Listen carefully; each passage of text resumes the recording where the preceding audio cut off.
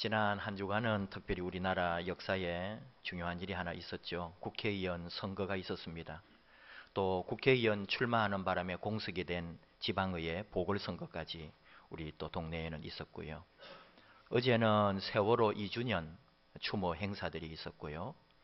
또 우리 교회는 오랫동안 투병을 해왔었는데요.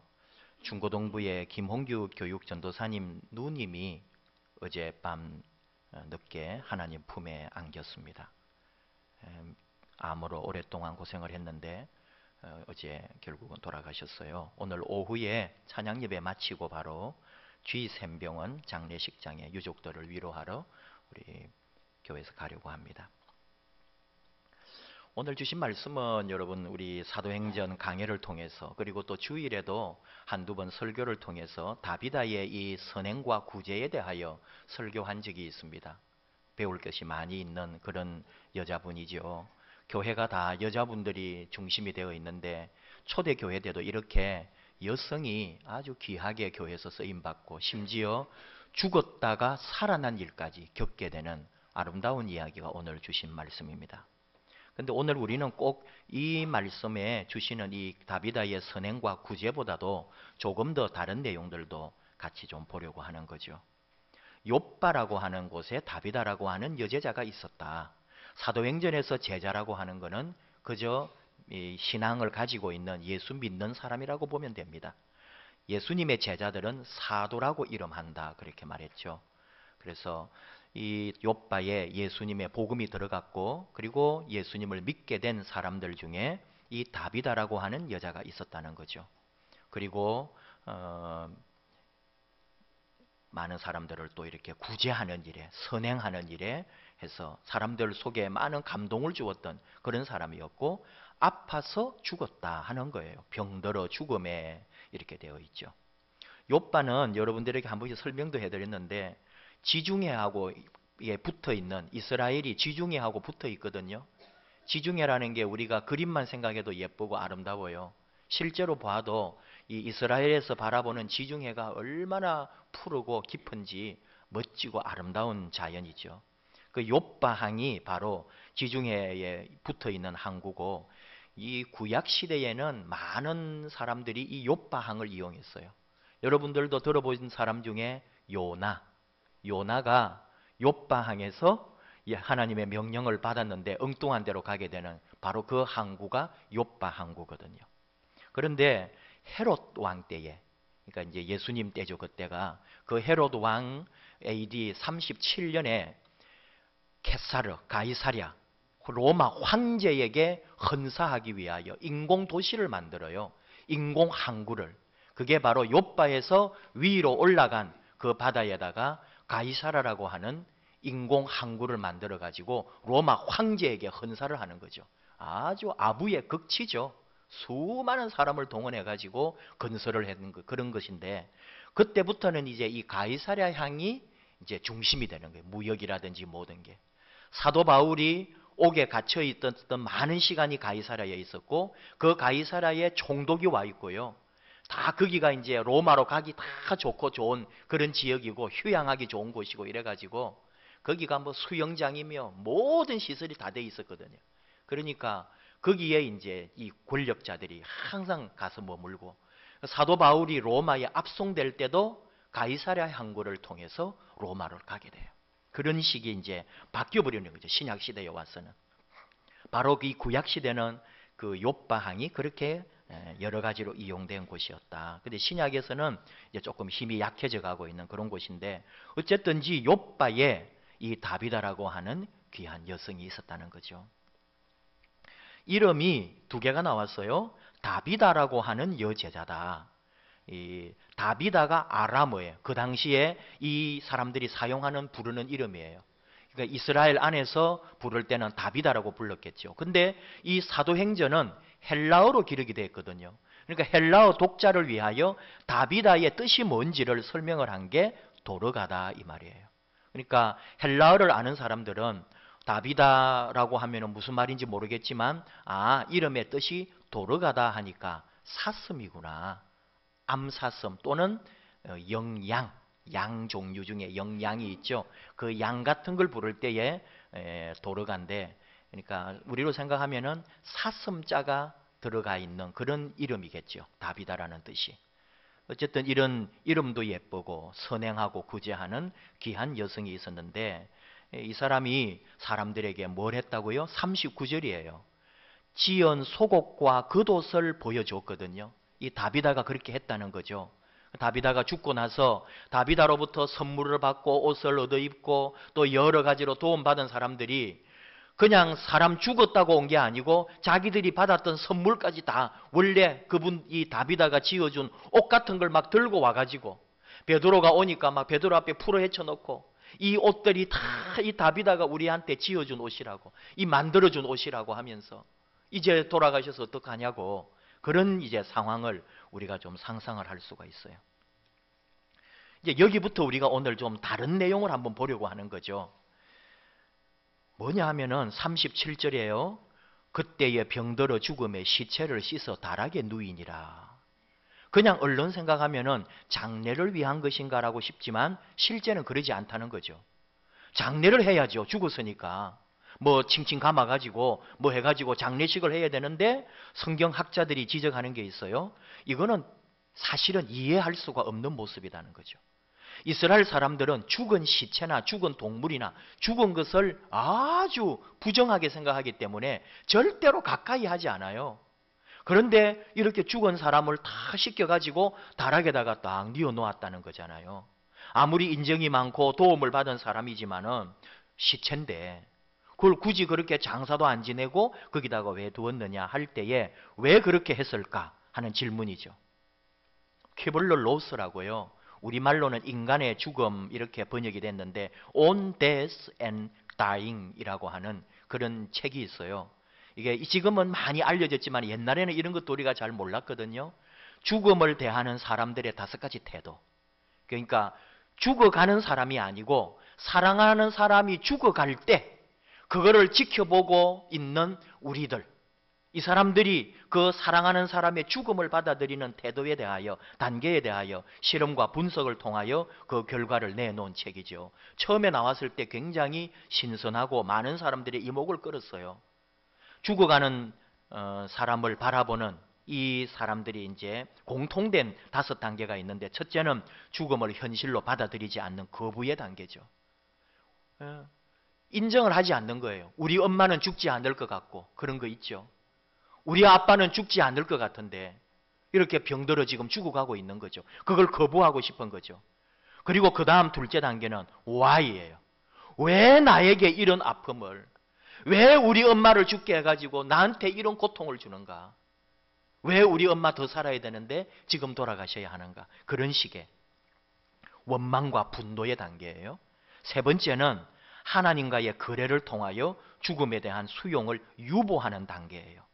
쉽게 말하면 살려만 주시면, 좀 더 살게 해주시면, 하나님 조금만 더 연장시켜 주시면 안 돼요? 그러면 나 이런 거 하고 이런 것도 하고 더 헌신도 하고 이런 식으로 이제. 그러나 상황은 급박하게 돌아가고 결국은 죽어요. 정말로 피할 수가 없는 거죠. 그래서 네 번째는 그 피할 수 없는 죽음 앞에서 절망해버리는 거예요. 완전히 낙심해버리는 거죠. 포기해버리는 거예요. 그리고는 막 세상 만사가 다 싫고 자기도 막 죽을 것처럼 그렇게 하는 거예요. 그 단계를 넘어서서 결국은 마지막 5번째로 죽음을 현실로 받아들이는 수용의 단계다. 퀴블러 로스가 이런 내용을 나타냈죠. 근데 오늘 우리가 이 다비다의 죽음 앞에서 볼 때에 그러면은 아무리 도움을 받았던 여자들이 사랑을 많이 받았다 해도 다비다의 죽음을 수용을 못하는 것일까? 그건 또 아니라는 거죠. 왜냐하면 이미 죽었기 때문에. 죽기 전에 투병하고 있을 때 사랑받았기 때문에 같이 아파하고 울고 절망하고 그 단계를 다 거쳐왔을 거란 말입니다. 지금은 죽어버렸는데요. 이제는 수용을 해야 되는데요. 그런데 수용을 하는 게 아니고 그 시체를 다락방에다가 뉘어놓았다 이거예요. 그래서 성경학자들이 이거는 평소와는 다른 행동이었다는 거죠. 저도 이번에 그 부분을 다시 이렇게 보고 공부도 하고 학자들의 책을 다시 꺼내보면서 저도 새롭게 또 생각을 했어요. 뭐냐 하면은 성도들이 다비다가 다시 살아날 것을 믿었다는 거예요. 그래서 베드로를 초청했다. 이렇게 보는 거죠. 사람들이 들었거든요. 왜냐하면 베드로가 지금 루다라는 곳에 있는데 중풍으로 8년째 누워있는 애니아라고 하는 사람을 일으켰다더라. 베드로가 기도해주고 선포하니까 8년 동안 중풍으로 누워있던 사람이 일어났다더라 해가지고 막 그 일대에 지금 소문이 나 있는 거예요.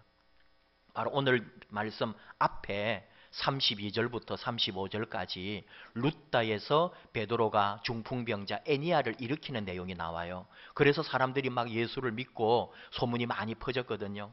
감사한 게 욥바와 루다의 거리가 16km예요. 이 정도는 여러분 얼른 달려올 수 있잖아요. 그래서 사람을 보내요. 두 사람을 베드로에게 보내가지고 빨리 욥바로 좀 와주십시오. 다비다가 죽었습니다. 왜 불렀다고요? 부활할 걸 믿었다는 거예요. 왜 믿을 수 있을까요? 지금 이 초대교회 상황은 굉장히 부활신앙으로 가득 차 있어요. 예수님이 부활했고요. 그리고 성령님이 임재했잖아요. 그래서 성령님으로 뜨거워져 가지고 막 사방으로 가면서 복음을 전하고 정말 죽음에서도 일으키고 병자가 일어나고 하는 놀라운 일들을 일으키고 있을 때거든요. 그러니까 이 다비다의 죽음 앞에서 성도들이, 욥바 성도들이 다비다가 살아날 것을 소망했거나 기대했거나 바라거나 또는 믿으면서 그 시체를 두고 베드로를 불렀다. 이렇게 보는 거죠. 그 베드로가 달려와요. 39절에 일어나 그들과 함께 가서 이르매 그들이 데리고 다락방에 올라가니 모든 과부가 베드로 곁에 서서 울며 도로가가 그들과 함께 있을 때 지은 속옷과 겉옷을 다 내보였다 하는 말씀이 나와요. 어쨌든지 베드로가 그 상황에서 기도를 해요. 무릎을 꿇고 기도한 후에 다비다야 일어나라 할 때에 다비다가 일어난 거죠. 눈을 떴어요. 죽은 사람이 정말 살아났어요. 예수님 부활을 보았고 제자들은 또 그 성령님의 임재를 맛보았고 성령님의 충만함으로 지금 전도하는 중에 이런 기적이 일어났다는 거죠.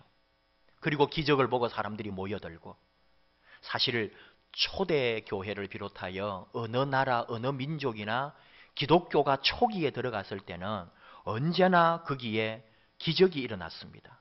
특히 기적 중에는 병고침의 기적이 참 많이 일어났어요. 우리나라도 마찬가지예요. 조선말 이후에 또는 일제치하에 그 민족의 억압 가운데 복음이 전해진 것도 있지만 그 예수를 믿고 정신적으로 심리적으로 또는 육신적으로 치유받은 사람이 참 많아요. 그래서 우리 기독교가 우리 대한민국을 휩쓸고 지나갈 만큼 복음의 확산이 빨랐던 거죠.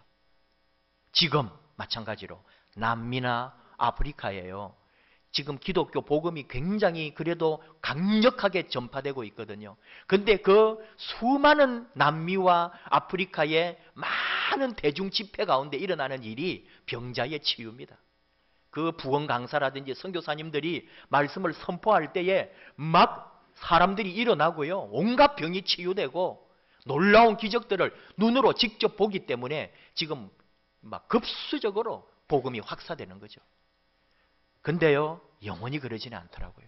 우리 기독교 역사를 보면, 우리나라만 보면 알 수 있어요. 항상 그렇게 병자가 치유되고 기적이 일어나고 놀라운 일들이 일어나는 게 아니라 복음의 역사가 깊어갈수록 하나님은 그 나라, 그 민족, 그 교회에 더 성숙한 신앙인의 새로운 삶의 변화를 원하지 그런 어떤 초보적인 기적을 보여주시지는 않더라는 거예요.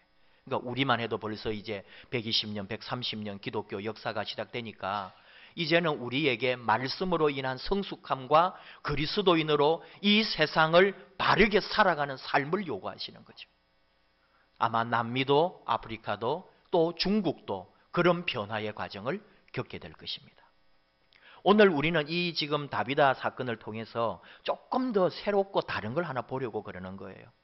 다비다가 살아난 건 놀랍고 귀하고 대단합니다. 근데 이건 우리 지금 이제 성경을 통해 다 알고 있는 사실이에요. 그대로 읽었고 그대로 배웠고 그대로 믿어요. 그런데 문제는 뭐냐? 지금도 그런 일이 일어나면은 이 말씀이 살아가지고 우리 안에 역사하겠죠. 그러나 지금은 그런 일이 없거든요. 지금은 죽었다가 살아나는 사람도 없고 우리가 그렇게 기도한다고 살아나지도 않습니다. 그러니까 이것은 그저 말씀으로만 듣고 말씀으로만 믿을 뿐인 거죠. 내게 생명의 말씀으로 또는 살아서 역사하는 말씀으로 와닿지 않을 수도 있다 이거죠. 또 하나 더 생각해 보면은 죽었다가 살았으면 영원히 살아있으면 어떻게 됐을까요? 다비다 같은 사람은 그럼 그때부터 살아가지고 죽지도 않고 지금까지 우리 곁에 2000년 동안 살아있다면 우리가 더 확실하겠죠. 근데 그러지 않더라는 거예요. 살아나도 얼마 후에 죽어요. 얼마나 더 살았는지 모르지만 다비다가 이렇게 죽었지만 그 후에 살아났지만 그리고는 또 죽어버렸거든요. 그러면은 우리가 이 삶에서 잠깐 죽었다가 살아나는 게 그게 대단한 일은 아닐 수 있다는 거예요. 예수님과 다르잖아요. 예수님은 살아서 부활하셔가지고는 승천하셨을 뿐만 아니라 그의 영으로 우리와 같이 인류 이 모든 역사 가운데 지금도 살아계신 주님으로 계시지만 사람은 잠깐 살아나면 또 그리고 죽더라 이거예요. 그러니까 오늘 이 말씀이 보여주는 것은 단순히 다비다가 살아났다 그게 아니란 말이죠. 다비다가 부활했다. 와, 그게 끝이 아니다 이거죠. 하나님께서 왜 다비다가 부활하게 보여주시고 이 부활을 통하여 우리에게 주시고자 하는 말씀이 무엇인가? 이걸 우리에게 다시 한번 가르쳐 주시는 거죠. 만약에 베드로의 사명이 죽은 사람 살리는 거면요, 이제부터 베드로는 온 동네마다 불려다닐 거예요. 다비다만 죽었을까요? 사람은 계속 죽을 텐데 그러면 여기도 죽었다 저기도 죽었다 베드로 오십시오 살려주십시오 막 베드로가 지금 계속 이제 사도행전 10장 11장 12장 막 베드로가 동네마다 다니면서 사람 살리는 그거 보여줄 거예요. 어디 동네 가서 누구 살리고 어디 동네 가서 누구 살리고 어디 동네 가서 근데 그게 아니다 이거죠. 그거 보여주려고 하는 게 아니다 이거죠. 또 그런 일도 없었어요. 부활은 어둠의 세상의 권세를 이긴 겁니다. 죽음의 두려움을 이겨낸 겁니다. 부활 앞에서 세상의 모든 것은 힘을 잃었습니다. 그리스도인에게는 부활의 소망이 있고 영원한 생명을 누리는 은혜가 있습니다. 오늘 우리는 그 부활의 신앙 가운데 다비다를 통해서 하나님이 뭘 말씀하시는가? 그 중에 하나를 삶의 과정으로 보았습니다. 이것은 또 제가 다른 민수기 20장의 말씀을 공부하는 중에 오늘 이 말씀과 같이 연결을 한 건데요. 민수기 20장의 내용이 뭐냐 하면은 머리바에서 일어난 물사건이에요. 다투고 또 모세에게 대적하고 아론에게 대적한 백성들이 있어요. 그래서 다시 하나님 물을 내주셨습니다. 그런데 그 속에 어떤 일이 있느냐 하면은 모세와 아론이 하나님께서 뭐라 하셨냐면은 저 반석을 명하여 물을 내라고 했는데 여러분이 성경 기억하실 거예요. 모세가 반석을 2번 내리치는 일을 해요. 근데 말씀은 분명히 경고합니다. 그렇게 명하지 않았다는 거죠, 하나님이. 그냥 바위에게 명하라 그랬어요. 물을 내라고. 근데 모세는 그 순간에 백성들에 대한 어떤 억한 감정과 여러 가지가 합해져서 바위를 내리친 거예요, 2번을. 이것으로 말미암아 모세와 아론은 가나안 땅에 들어가지 못하는 하나님의 말씀을 듣게 돼요. 그리고는 결국은 광야 40년 그 생활 속에 거기에 광야에 묻히고 말았단 말이죠. 생각은 해봐요. 뭐 지금 생각해보면 또 그 뭐 내리친 게 정말 대단한 건가 싶지만 사실은 그러지도 않다는 거죠. 다른 바위는 내리쳐가지고 물을 냈는데요. 또 이 바위는 내리치지 뭐 마라 그 말도 사실 한 게 아니고 말로만 하라 그랬는데 그런데 하나님은 뭘 보셨느냐? 과정을 보셨다는 거예요. 민수기 20장 머리바 물사건을 통해 우리에게 가르쳐주는 게 뭐냐 하면은 하나님은 결과를 보시는 게 아니고 우리의 걸어가는 그 과정을 보신다는 거예요. 1968년 2월 1일 우리나라가 당군 이래 가장 큰 공사가 시작됐습니다. 밤낮을 가리지 않고 연인은 892만 8천 명, 약 900만 명이 동원되고 165만 대의 장비가 투입되고 16개 업체와 3개의 건설 공병단이 참여했던 대규모 공사입니다. 77명이 공사 중에 죽었습니다. 2년 5개월 만에 준공되었고 1970년 7월 7일 끝났습니다. 뭐죠? 경부고속도로입니다. 경부고속도로 건설 3개를 깜짝 놀라게 했고 첫째는 2년 반밖에 걸리지 않았다는 게 세계를 놀라게 했답니다. 다른 나라가 한다면은 10년이 아니라 20년 가까이도 할 수 있는 공사라는 거죠. 그런데 우리는 2년 반 만에 이 공사를 이루어냈어요. 같은 규모의 공사로 평균을 내보니까 일본은 3,500억 원이 들었어요. 우리나라는 450억 원을 들여서 경부고속도로를 완성했답니다. 가장 짧은 시간에 가장 적은 비용으로 건설된 경부고속도로, 세계를 놀라게 했습니다. 그런데 지금 경부고속도로가 세계를 놀라게 하는 세 번째가 또 있다는 거죠. 그게 뭐냐 하면은 준공된 이후에 도로를 보수하는 비용과 새로운 공사가 450억 들었는데 지금까지 4,500억이 아니고 4조가 더 들었대요. 분석을 하는 거예요, 지금. 목표 지상주의가 만들어낸 부실 공사다. 참 잘했는데, 너무너무 잘했는데 너무나 짧은 시간에 설계며 공사며 모든 것이 부실했다는 거죠, 사실은. 그래서 지금까지 약 30년 이상 해오면 그 모든 과정들이 계속 넓히고 새로 만들고 부수고 고치고 하는 이 과정이 4조 몇천억이 들 정도로. 처음에 만약에 더 긴 시간과 더 장기적 계획을 가지고 했다면 그렇게 많은 돈이 들지 않는다는 거죠. 잘했지만 우리나라의 잘못된 모습을 지적하는 것 중에 하나더라고요. 우리 신앙으로 말하면 뭔지 알아요? 부활만 하면 되는 줄 알아요. 예수 믿고 구원받고 은혜 받고 예수 믿고 뭔가 깨닫고 예수 믿고 집안 잘 되고 회사 잘 되고 사업 잘 되고 건강 회복하고 어디 합격하고 취직하고 그런 거 우리 좋아하거든요. 예수 믿고 복 받았다 좋아해요. 근데 거기에 머물러 버리는 거예요. 그게 아니라는 거죠. 사실 신앙은 그때부터 시작이에요. 부활한 이후에 더 우리에게는 사명이 필요하고 부활한 이후에 더 중요한 게 필요하다는 거죠. 물론 죽었다가 살아난 얘기만이 아닙니다. 우리가 예수 믿고 과거가 죽고 새로운 삶으로 예수를 믿고 예수의 사람으로 다시 살아갈 때 그때부터 새로 시작인 거예요. 우리 다. 예수만 믿었다고 끝이 아니다 이거죠. 또 재미있는 얘기를 들었어요. 70년대 아주 초에 우리나라가 에베레스트 산 막 정복했다고 막 뉴스 나오기 전에 몇 년 전부터 이미 우리나라에 몇 명이 에베레스트 산을 정복을 했었대요. 그런데 국제산악연맹으로부터 기록을 인정받지 못했다는 거예요. 그리고 왜 그러는가 했더니 등반 규정을 준수하지 않아가지고. 여러분도 그 영어라서 그런데요. 크레바스라고 이 빙하라든지 얼음, 이 산에 올라갈 때 그 막 깨져 있는 게 있거든. 낭떠러지 절벽처럼. 금이 가가지고요. 거기 빠져 죽는 거예요. 이게 산악인들이. 그런데 일정 폭이 이상 되면은 반드시 사다리를 설치해가지고 건너가야 된대요.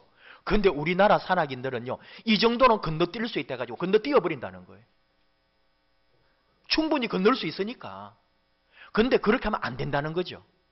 반드시 사다리를 설치하고 철거하고 그래서 그 에베레스트 산까지 올라갔다 오려면 일정한 시간이 반드시 필요하다는 거예요. 그걸 통과하고 그걸 철거하고 또 하고 또 어느 정도 풍량이 되면 멈춰야 되고 근데 그런 걸 하나도 안 지키고 그냥 가버리고 그냥 대기 꼬고 내려와 버리는 거예요. 그러니까 인정을 못 받는 거예요. 그게 우리나라 사람들이라는 거죠. 정상에만 오르면 그만인가요? 그게 아니더라 이거예요. 목표만 완성하면 되느냐? 아니다 이거죠. 우리 신앙이 그럴 수 있다는 거예요. 오늘 좀 다비다하고 머리바 물 사건을 이렇게 너무 좀 연결을 했지만 배우는 게 그거예요. 다비다의 삶이 아름다웠다는 거죠. 그냥 다비다가 있었는데 죽었다. 베드로가 와가지고 부활을 시켰다. 그게 아니다 이거예요. 다비다의 생애가 아름답고 그녀의 삶의 과정이 너무나 귀했기 때문에 오늘 하나님께서 부활을 통해 우리에게 이 여인의 다시 살아난 걸 가르쳐 주신 거죠. 근데 부활했다고 대단한 얘기하는 거 아니잖아요. 더 중요한 건 뭐예요? 다비다가 살아 생전에 가난하고 약한 여자들에게 옷을 지어주고 여러 가지로 섬기고 나누고 했던 그 아름다운 삶을 우리에게 오늘 보여주고 있다고요. 아름다운 인생의 과정. 내 삶의 과정, 어떤 일을 이루어가는 일에 있어 믿음의 사람으로서 걸어가는 삶의 과정. 머리바 물에서 그 바위에서 물을 낸 게 중요한 게 아니라 하나님 앞에 얼마나 말씀대로 순종하는가 하는 모세와 아론의 삶의 과정을 하나님은 보셨다는 거죠. 오늘 우리가 이 부활의 경험이라고 하는 것은 뭐 죽었다가 살아났어요, 여기서 끝이 아니고, 죽었다가 살아난 사람들 아니, 우리는 이미 죄와 허물로 죽었던 너희를 예수 그리스도의 십자가 죽음으로 말미암아 다 죽었던 너희를 주님과 함께 다시 부활하여 다시 산 자들이 되고 산 소망을 가지고 생명의 사람들이 된 우리들이에요. 우리는 이미 영적으로 죽었다가 살아난 부활의 사람들이에요. 그 부활을 경험하는 자가 뭐냐? 오늘 이 땅의 삶에 아름다운 믿음의 삶의 과정을 제대로 걸어가는 그리스도인의 삶이 필요하다. 그 사람을 다시 하나님은 또 일으켜 주시고, 그 사람을 다시 하나님은 사용해 주시고, 그 사람을 다시 하나님은 하나님의 영광의 도구로 쓰신다는 말입니다. 달란트 비유를 통해 우리가 배워요. 마태복음 25장에 나오는 달란트 비유에 주님은 몇 개를 남겼느냐고 묻지 않습니다. 결과를 보지 않습니다. 중요한 것은 과정을 보셨어요. 얼마나 충성했는지, 충성한 그걸 보시지, 충성의 과정을 보시지, 충성한 결과물을 내놓으라 하지 않으셨어요. 마찬가지로 우리 삶도 예수 믿는 그 믿음 안에 다시 사는 우리 신앙인의 삶에 살아가는 그 삶의 과정, 충성하며 믿음 안에 걸어가는 지금 저와 여러분이 걸어가는 이 삶의 모습, 바로 이 삶을 하나님은 보고 계신다. 그리고 더 큰 은혜와 부활의 영광으로 우리를 복주신다. 이 귀한 은혜와 교훈이 저와 여러분의 삶이 되기를 원합니다.